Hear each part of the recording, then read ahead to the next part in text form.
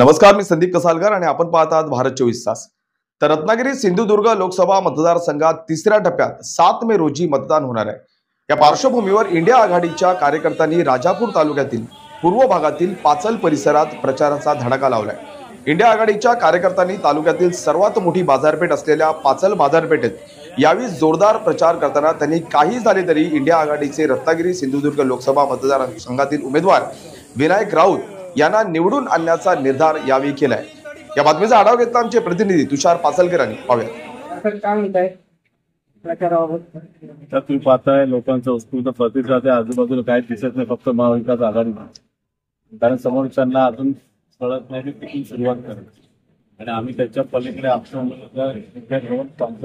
आम्ही खूप पुढे गेलो आणि आज देशामध्ये परिस्थिती चालली आहे। जर लोक काही वाटत इंडिया आघाडी आणि महाविकास आघाडीचे पर्याय नाही, लोकांनाही कळलेलं आहे आणि आमच्या राहुल गांधींनी सांगितलेलं आहे, डरो मत लढणे काय आपले काय म्हटलं तो डरो मत, नफरत के बाजार में मोहब्बत की दुकान खोलली आम्ही आणि दुकान खोलायला आम्ही सगळेजण बाहेर पडलेलो आहोत।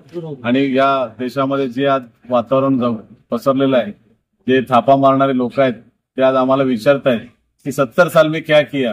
वो लोग भूल रहे कि 70 साल में हमारे बाप ने जो कमाई हो तुम बेच रहे हो, वो हमारी कमाई है करके। या काही गोष्टी आहेत त्यांना कळायला पाहिजे। ते चाय विकायला गेले होते, पण तो चाय विकायचा प्लॅटफॉर्म निवडतात तो पण माझ्या बापानेच बनवला होता, हे पण ते विसरतायत।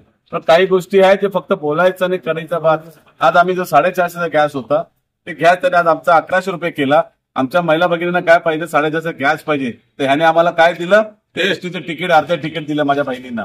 तर अर्ध्या तिकीट घेऊन माझ्या बहिणीकडे जाणार तर 450 गॅस द्या, आणि तो वादा आमच्या या इंडिया आघाडीने केलेला आहे की आमचं सरकार आलं की पुन्हा आम्ही तो गॅस 450 आणणार। अशा खूप चांगल्या योजना आमच्याकडे आहेत। या लोकांना संधी दिली होती, त्यांनी देशाला टिकेला लावलेला आहे। रोजगार बेरोजगारी वाढलेली आहे, महिलांवर अत्याचार वाढलेले आहेत। ती साक्षी मलिक आमच्या देशामध्ये वर्ल्ड कप सोन्याचं मेडल आणलं, तिला घरात बसून तिला शाबासकी दिली, पण तिचा जो अन्याय केला त्या माणसाने तोंडात शब्द नाही काढले। हे मोहनी बाबा आहेत, तर ह्या लोकांना घरी पाठवणे किंवा बघा त्यांना अर्ध्या चड्डीवरनं फुल चड्डी करायला त्यांना 50 वर्ष लागली, तर देशाचे काही करू शकत नाहीत। तो झोला लेके आहे, तो झोला लेके भेजना आहे आणि याची तयारी आम्ही सगळ्यांनी केलेली महाविकास आघाडी म्हणून। आपण आम्ही मागच्या वेळेला जेव्हा लोकसभेचं इलेक्शन झालं 5 वर्षापूर्वी, त्यावेळेला महाविकास आघाडी पण नव्हती। त्यावेळेला फक्त शिवसेना जीवावरती एवढा संघर्ष करून आम्ही तो राऊसाहेबांना आम्ही चांगलं मतं तिथे मिळवून दिलं होतं।